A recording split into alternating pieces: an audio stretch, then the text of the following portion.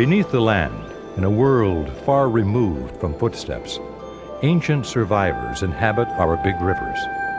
These primitive fish have lived since the days of the dinosaurs.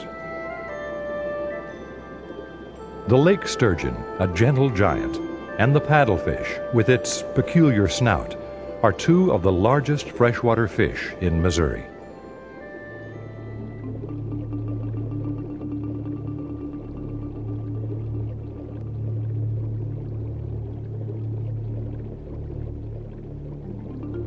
I think lake sturgeon are really neat.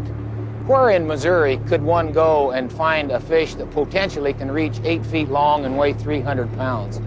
I think the other thing that really intrigues me about these fish is they're so gentle. They're almost like pets. In the spring, during the spawning migrations, you can actually walk out and touch these fish, and they show very, very little fear of humans. That's probably one of the things that caused their downfall ultimately, but they're amazing fish. They show very little fear.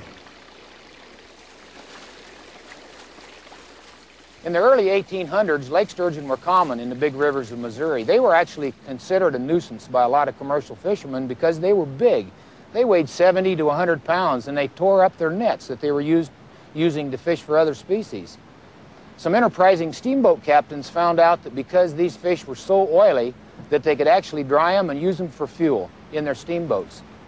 About the late 1800s, people found out that lake sturgeon were actually a pretty good fish to eat, and they were soon overexploited.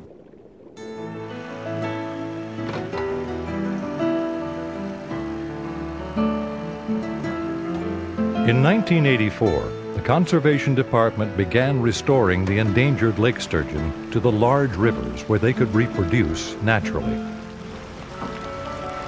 We hope to stock about another 200,000 lake sturgeon in the Missouri and Mississippi rivers. We hope that we can end up with a population of about 2 or 3 fish to the acre. Then we can take them off our endangered species list.